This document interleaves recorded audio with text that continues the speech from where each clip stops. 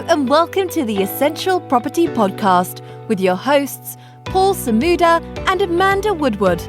With 45 years of combined experience in the world of property buying, selling, investing and developing, they are here to share with you their knowledge in the Stoke-on-Trent, Newcastle-under-Lyme and Crewe property market. Let's get started. Hello and welcome to the first property podcast for 2022. I'm joined by my partner in crime, Amanda Woodward, and we thought that it would be a great idea to start the year talking about planning. Our favorite phrase in our business is that if you fail to plan, you plan to fail. And I don't think anybody that gets into property has the objective of failing, but many people that we've come across do very, very limited planning. And I thought beginning of the year, it'd be a good topic for us to discuss and probably share some of the things that Amanda and I do well before the start of the year and put into place for when we kick off in January. So with that said, let me hand over to Amanda and she'll give just another general intro of the sort of things that we are going to discuss and how we normally start our year. Okay, great. So in the podcast episode today, we are going to talk through whether you are perhaps have 0 properties and looking to acquire your first, if you have perhaps 1 or 2 properties and looking to buy another 1 or 2, or we also hope to add some value for those of you that have a portfolio already and are looking to scale up and buy more. I think, as Paul said, it's really important to plan regardless of how much you're looking to achieve in the year. So we're going to take the opportunity to share with our listeners how we set our plan out for 2020 and the sort of things that we cover, so the listeners can, take away some bits and pieces and add that perhaps into their plan for the year as well. We're going to talk a little bit about goal setting and the difference between setting goals that you want to achieve for the year and setting goals that you perhaps might want to achieve in 5 or 10 and the difference between those. We're going to touch a little bit on actually taking action and when you should check back in on your goals to make sure you're making progress. And towards the end of the episode, we'll share with you a little bit about our plans for the year, what it is that we're looking to achieve and how we can help you as our listeners and vice versa as well. So Paul, I think perhaps kick off with how we sort of set out our stall for the year and how the listeners can maybe take away some hints, tips or guidance to implement into their plans going forward as well. Yeah, sure. I think if I kick off and say everyone is in a particular place at the beginning of the year, they're either excited at some of the prospects that they have in the year ahead, or they're a bit anxious and scared. And let's face it, over the last couple of 3 years, quite a few of us have been a bit anxious and scared with what's been going on in the pandemic. It certainly looks as if we're going to enter another year where we're not too sure whether we're going to be coming or going. But I think that's the point of planning, that when you have something like that, a cloud like that hanging over you or the business, it's even more important to try and plan and navigate and have some sort of strategy to trade through the year. So typically we have a business plan because we're involved in a number of different areas and we manage other people's properties. We start our planning process from about end of October, certainly the good chunk of November, and we try and get it all wrapped up by the middle of December. We share it with our colleagues in the team so they have an input. And really what we're looking at, we're saying, well, where were we last year? What happened last year? So that's really our starting point. So we look back on the previous year. We look at all the great things that happened, look at all the crap that happened, the things that we got wrong, the things that we had planned to do, but for some reason we were blown off course, and the new things that were created or we hadn't expected, but they were very beneficial.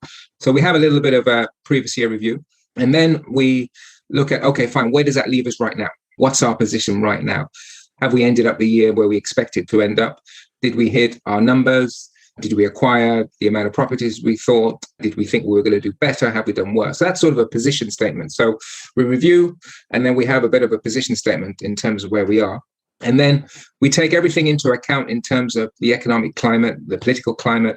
We look at the area. Crewe has been very, very busy over the last year in terms of preparing for Article 4. There's been less activity in Stoke. So we look at sort of the environment that we're in, and we try and set a theme for the year. And that theme could be either, sort of better customer service. A theme could be better marketing or more tech or working closer with renters. So we decide on the theme, and then we start to look at, okay, fine, what sort of targets, what do we want to achieve by the end of the year? Pick up on what the things that didn't go according to plan, Do we want to carry that forward into the new year, do a better job?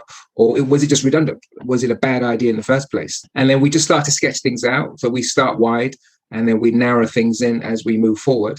We have a little bit of a template that we work with that seems to work for us. But I say for newbies who only have 3 or 4 properties or a small portfolio, a plan or a roadmap, it's okay for it to be a one-pager. 1 page A4 bullet points, that's fine. We have something that goes on a little bit longer than that. But the most important thing, it's your plan. It's not anybody else's plan. It's your plan, so you can refer to in terms of what was I thinking at the beginning of the year? What did I intend to do? So, sort of after Q1 or half through the year, if you feel that you're flailing or you're not too sure what's happening, you go back, look at your plan and you say, okay, well, this is what I planned to do right at the beginning of the year. Why have I gone off course? What's changed? What needs to happen to get me back on course? And that's the whole idea of the plan or the roadmap, just to give you some focus. So that's what we normally kick off with at the beginning of the year. Amanda, I mean, you're a big part of the process. Is there anything else that you think I should have mentioned or? Well, I think once we've worked through what happened last year and then looking forward to next year, we always then conduct a SWOT analysis. And we would recommend that to most people, regardless of the size of your business, in terms of, what are the strengths, what are the weaknesses, what are the opportunities and threats surrounding you? And then naturally you want to sort of harness your strengths and run with them and find ways to overcome or avoid the weaknesses and the threats. So for anybody listening, just to give a bit of a steer, our strengths, for an example, might be that we are already existing property owners. We have an existing business already established. Opportunities could be, a new strategy that's coming into the marketplace or a strategy that we're pivoting onto. So you're working out here, what's all my strengths and what are my opportunities that I'm really going to run with? But it's also equally important I try to identify areas of weakness in your business and threats. Weaknesses could be that you have a strategy that might be coming to an end, perhaps because of Article 4, or there might be some seasonality to your business. Threats could be competition, or it could be a whole bunch of different things that you have to be really cognizant of to make sure that you have a plan in place to avoid. So definitely we, go through the SWOT analysis, and that helps us then start to build around what we're going to do this year. Because I think with business plans, there's both what do you want to do right now, but also what do you want to do right now to set up what's going to happen in the future. So I think the SWOT just gives you a good feel for what you need to do right now. And I think just on that, I completely forgot about the SWOT, and that's probably one of the 2 most important things in our business planning process. So shame on me. But a lot of people don't like doing self-analysis, whether on themselves or on their business. I'm not too sure why, but my experience is people just hate that process. But it's just literally almost like journaling, having a conversation with yourself and say, okay, what am I not great at? I wasn't great at paying my bills. I wasn't great at liaising with my agent. I wasn't great at finding tenants. I wasn't great at whatever it is that it is. And normally you can tell because those are all the things that went wrong that previous year. And that's why that year in review is really quite important. One of the things, just to add to what Amanda said, is this area of threats. Threats have become so important to really have a good think at what is the next phrase that's been very, very prevalent the last couple of years. What's the next black swan event? What's the next thing that's probably going to sweep everybody away and threaten our livelihoods? And just have a little bit of think about that. And that could be right now, that could be increased interest rates. They talked about interest rates going from 0.1%, it's already gone up by 0.15 to 0.25% to maybe 2% by the end of 2022. So what does that have in terms of increased mortgage payments? If you're not on a fixed rate, what effect is that going to have on the business? So I think that SWOT analysis is so important in helping you to establish where you are, where the business is, and on the plus side, how do you play to your strengths and what potential opportunities there are? Because there are always opportunities. We tell everybody that we meet, certainly for Stoke and Crew, there are opportunities everywhere. It depends about being in the right place at the right time. It depends on your budget. It depends how quick you move. It depends how much work you're doing to go look for deals, who your sourcing agent is. But there's opportunities all over the place. And if you're looking to expand your portfolio, that's got to be a very, very key area, but also with an eye on the threats. So you don't sort of think everything's going to be blue sky and sunshine, and you miss out on some important changes that might be happening. Yeah, sure. And I think it gives you a good balance between the excitement, as you know, I'm quite excitable in terms of the year ahead and what you want to achieve versus the hurdles perhaps that are going to come along the way. So it gives quite a good balance there to move forward and actually start to put pen to paper on what it is that you want to achieve for the year. And I think the famous phrase that many of us have read in a number of different personal development books, and the phrase that you first introduced to me, Paul, which was, we underestimate what we will achieve, or should I say, we overestimate what we will achieve in our first year, but we will underestimate what we will achieve across 5 or 10. So when we start to look at our goals, there's almost 2 different ways of looking at things in terms of what do we want to achieve in our business this year and what do we want to achieve over the next perhaps 5 or 10, and getting clarity as to what's important now and what's important for the future. So we have what we call domestic property and business goals. We really drill down in terms of the goals that we want to achieve in detail for 2022. And that might cover, number of properties to be purchased, number of rooms to have under management in our management company, planned applications for submission, new strategies that we're moving into. But it has a fair amount of detail. Anything to add there, Paul, in terms of, actually setting the detail out for the year in terms of the goals and the plan? I think we probably have sort of 2 audiences. We have those that have a bunch of properties where it requires a certain amount of management on their part. And we already have listeners who have probably 1 or 2 properties. And if you have a couple of properties and you want to just manage those properties well, that goal area is going to be smaller. It's going to be the basics, but the important basics in terms of how much income you want to generate, the sort of occupancy that you'd want for that particular property, be it a buy-to-let or be it an HMO or SA, in terms of any improvements you want to make.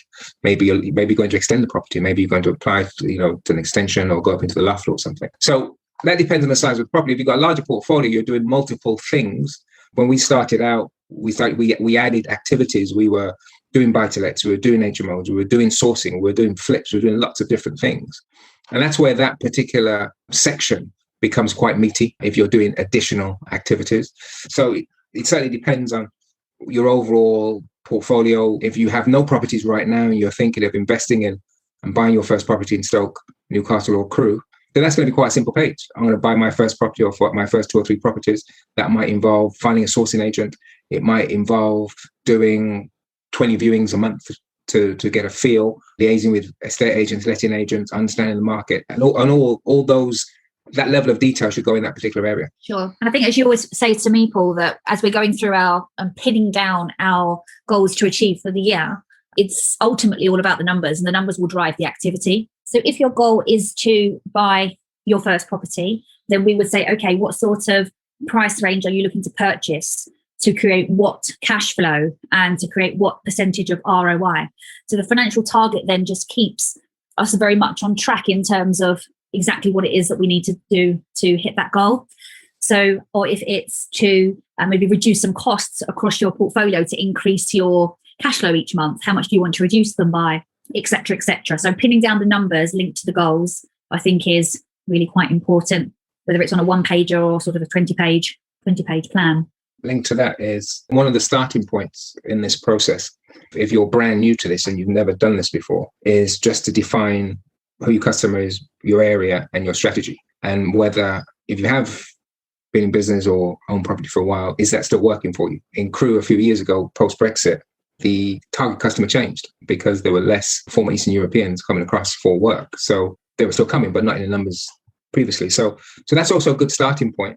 And also, more recently, there's been a change in Article 4. Crewe went from being, you can convert a house into an HMO anywhere, to now you have to apply for planning in quite a broad area. So if your plan was to add 3 or 4 HMOs in 2022, that may well change, because you now need to redefine your area where I can quickly develop and expand my HMO portfolio. So just defining that is really important, and that might have implications on the strategy. Just switching a little bit, if you don't mind, Amanda. One of the other little things that we've found useful in terms of the planning process, and this is geared to people who have a portfolio or have a few properties and they've been renting those properties for a while and probably still looking to expand, is our stop, start, continue model, which is very, very simple, but very, very powerful in what it's able to deliver when you're doing this planning. And that's, what are we going to stop doing? What's been a royal pain? What's not worked? What's hurt us? What's cost us money? What's been ineffective? We thought it was a great idea at the time, but what's been ineffective? What are we going to start doing? And that could be a brand new idea. That could be as a result of stuff that hasn't worked. Maybe we used to do it 2, 3, 4 years ago. We stopped it because we got a little bit lazy, or we outsourced it to somebody, but maybe we're going to take that back and do it ourselves. So what are we going to start doing? And then what's worked?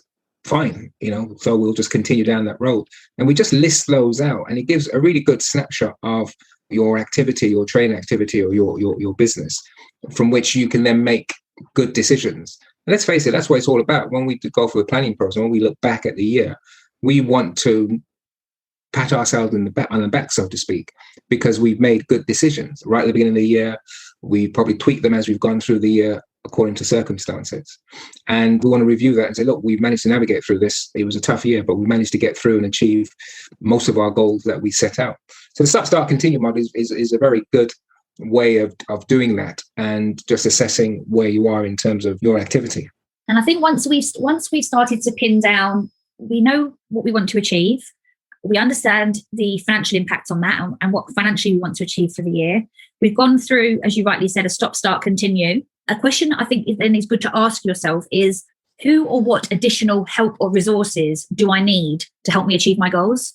And even if we are very much a sort of a solopreneur and out there achieving this on our own, versus whether you're an established business owner with a team, the question is always, what or who do I need to help me achieve my goals? So whether that is people, and whether you need to look at bringing additional people in, whether you need to perhaps take on your first virtual assistant and get a small little bit of support with regards to some research for finding deals, or some organizational support with regards to your business, or whether it's recruiting new staff. So certainly look at what people could I need to help me achieve my goals. And one that I think everybody really should be looking at is, what technology can I use to help propel me towards my goals?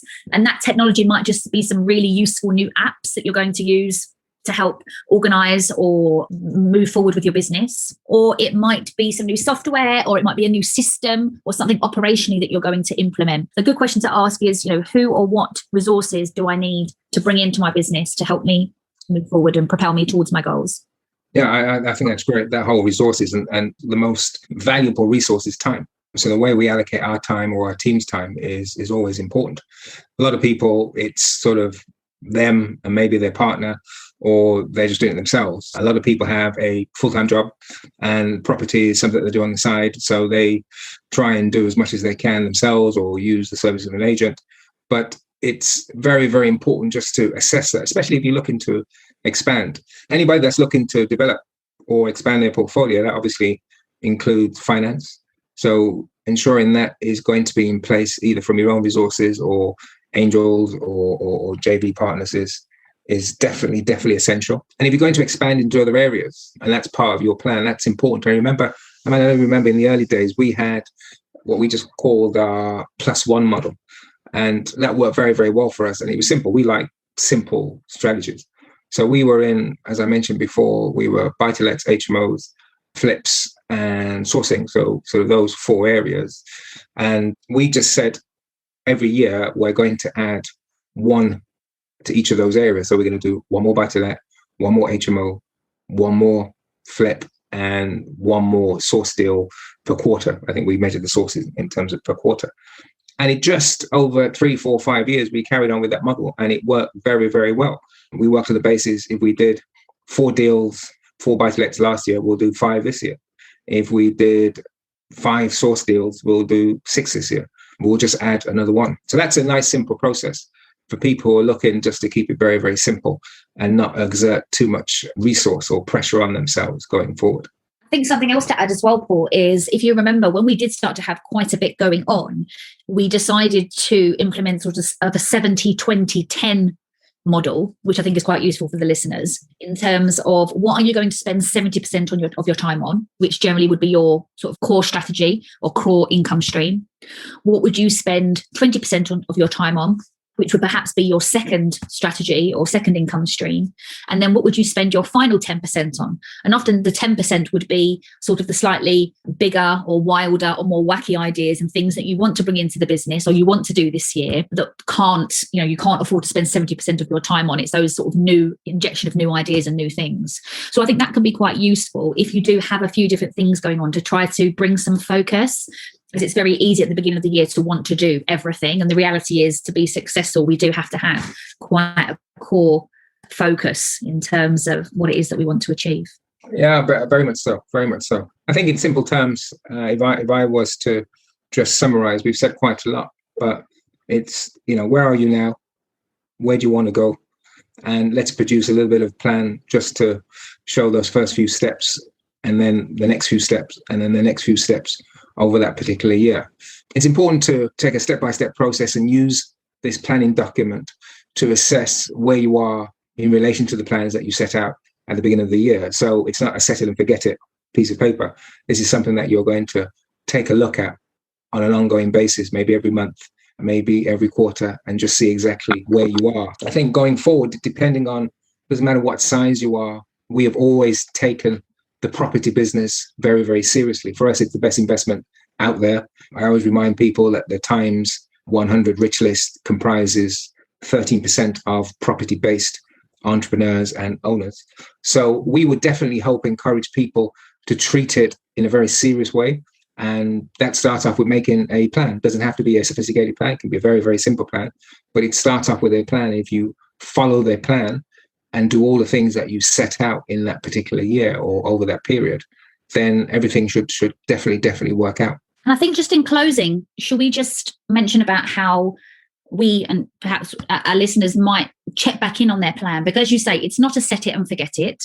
We set up the year with a Q1 plan. So we set the plan for 2022, and then we say, right, that's set. What's our plan for Q1? And then we're regularly checking in throughout the quarter to make sure we're achieving what we want to achieve in Q1. And then we'll naturally do that 4 times throughout the year, just to break it down into more manageable chunks. And then not to get to perhaps October or November and think, oh my goodness, we haven't even looked at this section of the business plan. So that might be something that the listeners might want to take away in terms of chunking it down into 4 quarters. And then naturally, even from those 4 quarters, chunking it down into what do we want to achieve every single month? Because that helps you then start to create what it is that you want to do. Paul always says to me, great, we've done the business plan, but what are we doing tomorrow? So 2nd of January, 3rd of January, 4th of January, what are we doing right now to kick off the plan? Because I think that ultimately is the most important thing. I think with every plan, the plan's only as good as the action that you take. So some people might prefer to check in on a weekly basis. If they're that detailed, they can check in on a weekly basis. We go for a quarterly plan and having a formal meeting every month, but having weekly catch-ups in terms of what the priorities are for that week. But it's different for everybody. But I think the most important thing you said there, Amanda, was taking action. The plan is just nothing without the action that you intend to take, and making that first call, viewing that first property, calling that mortgage broker, or speaking to who we need to speak to if you're looking to start up in a particular area. And everything starts with a plan. Everything starts with a plan. So I think that's all from my side. Anything else that we've missed that our listeners might find useful, do you think? Just 2 things that I want to add. Firstly, if anybody is struggling to practically set out their plan and they just want a little bit of a framework, then please do contact me either through Instagram, Facebook, or directly through our website. And I'm happy to share with you just sort of a broad template for putting your business plan together. So that's the first thing. That's just something that we'd like to offer anyone who's listening. The second thing is that as of 2022, we would like to talk to our podcast listeners a little bit more. We'd like to hear from you guys in terms of what you want to hear on the podcast and what you think would be valuable, what you think is valuable that we're sharing with you, and start to create more of a 2-way conversation. So what I will be doing is on Instagram and Facebook each week, more than likely on a Thursday, so stay tuned for an update on this, is that we will set aside a little bit of time to answer your questions, anything property related, whether it's specific to Stoke Crew and Newcastle or if it's just generic to property nationwide. You can send a direct message into my Instagram account or into my Facebook account, and we'll set aside some time just to respond to you. And the questions can be anything small, large, as long as they're property related. And we just want to help and guide and give back a little bit. So just listen out for how we're going to release that, more than likely every Thursday. And if you're struggling a little bit on your business planning, again, reach out and we can share with you just a bit of a broad PowerPoint template to get you started. Sounds great. All right. So I think that's enough for our first episode of the year on goal setting. We hope everyone sets out to have a fantastic year ahead. Look out for the next episodes coming up in February and stay tuned. Thanks, guys. Thank you. We hope you enjoyed today's episode, and if so, please hit subscribe and share with those who you think would enjoy it too. To get in touch with Paul and Amanda directly, please visit their website www.essentialpropertyoptions.co.uk for more information. We look forward to sharing with you on the next episode.